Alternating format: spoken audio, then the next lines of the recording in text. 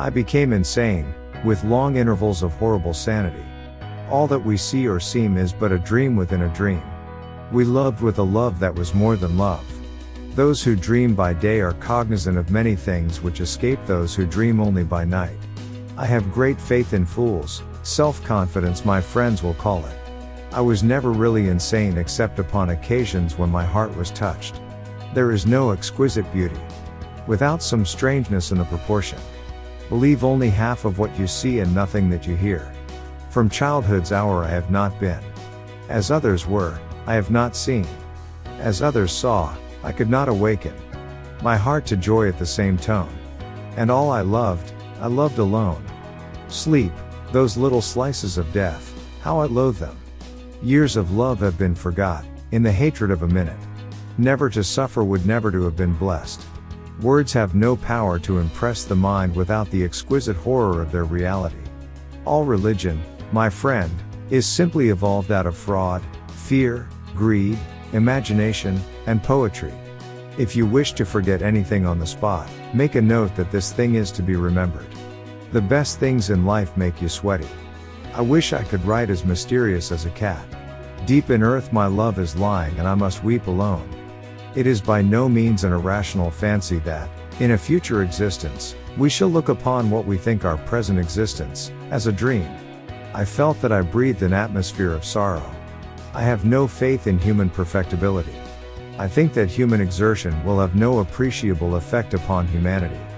Man is now only more active, not more happy, nor more wise, than he was 6,000 years ago. And so being young and dipped in folly I fell in love with melancholy.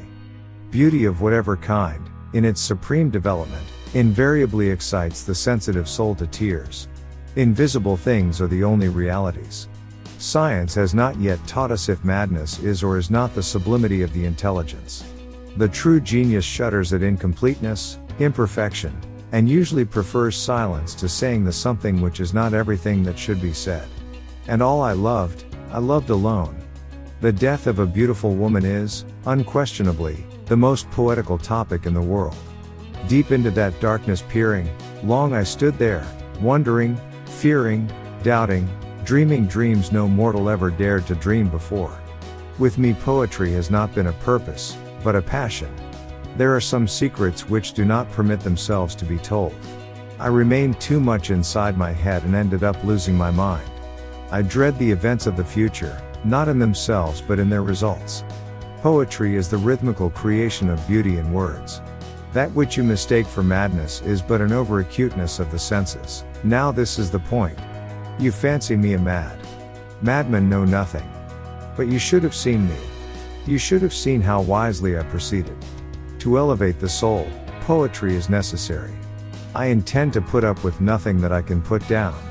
Letter to J. Beecham Jones, August 8, 1839. The boundaries which divide life from death are at best shadowy and vague. Who shall say where the one ends, and where the other begins? There are chords in the hearts of the most reckless which cannot be touched without emotion. Every moment of the night forever changing places, and they put out the starlight with the breath from their pale faces. Yet mad I am not, and very surely do I not dream. Even in the grave, all is not lost. It is a happiness to wonder, it is a happiness to dream. Convinced myself, I seek not to convince. Men have called me mad, but the question is not yet settled, whether madness is or is not the loftiest intelligence. Stupidity is a talent for misconception. And I fell violently on my face. To die laughing must be the most glorious of all glorious deaths.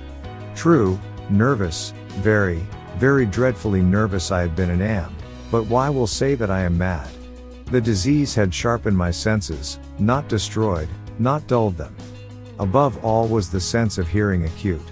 A short story must have a single mood and every sentence must build towards it.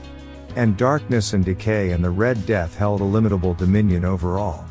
Let my heart be still a moment and this mystery explore. Is all that we see or seem but a dream within a dream? Every poem should remind the reader that they are going to die. Leave my loneliness unbroken. Experience has shown, and a true philosophy will always show, that a vast, perhaps the larger, portion of truth arises from the seemingly irrelevant. The 99 are with dreams, content, but the hope of the world made new, is the 100th man who is grimly bent on making those dreams come true. Mysteries force a man to think, and so injure his health. Villains! I shrieked. Dissemble no more. I admit the deed. Tear up the planks. Here, here. It is the beating of his hideous heart. In criticism, I will be bold, and as sternly, absolutely just with friend and foe. From this purpose nothing shall turn me. Even with the utterly lost, to whom life and death are equally jests, there are matters of which no jest can be made. Art is to look at, not to criticize. A man's grammar, like Caesar's wife, should not only be pure, but above suspicion of impurity. The rain came down upon my head, unsheltered. And the wind rendered me mad and deaf and blind.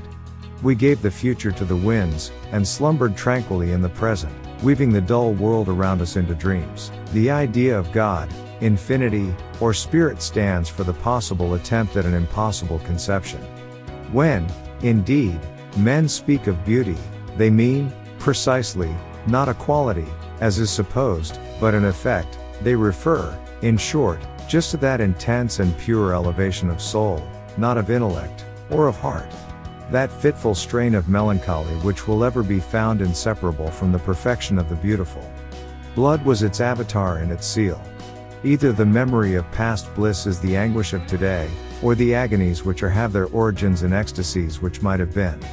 When a madman appears thoroughly sane, indeed, it is high time to put him in a straitjacket. There is an eloquence in true enthusiasm. Lord help my poor soul. For the moon never beams without bringing me dreams of the beautiful Annabel Lee, and the stars never rise but I feel the bright eyes of the beautiful Annabel Lee. Where the good and the bad and the worst and the best have gone to their eternal rest. I was a child and she was a child, in this kingdom by the sea, but we loved with a love that was more than love, I and my Annabel Lee, with a love that the winged seraphs of heaven coveted her and me. In one case out of 100 a point is excessively discussed because it is obscure, in the 99 remaining it is obscure because it is excessively discussed. All that we see and seem is but a dream within a dream. I would define, in brief, the poetry of words as the rhythmical creation of beauty. From childhood's hour I have not been as others were, I have not seen as others saw, I could not bring my passions from a common spring. And so faintly you came tapping at my chamber door, that I scarce was sure I heard you. Here I open wide the door, darkness there, and nothing more. That is another of your odd notions, said the prefect, who had a fashion of calling everything odd that was beyond his comprehension, and thus lived amid an absolute legion of oddities. And my soul from out that shadow that lies floating on the floor, shall be lifted, nevermore. I was never kinder to the old man than during the whole week before I killed him. Imperceptibly the love of these discords grew upon me as my love of music grew stronger. A million candles have burned themselves out. Still I read on. Montresor. True, nervous, very, very nervous I have been and am, but why will you say that I am mad? The agony of my soul found vent in one loud, long and final scream of despair. You call it hope, that fire of fire. It is but agony of desire.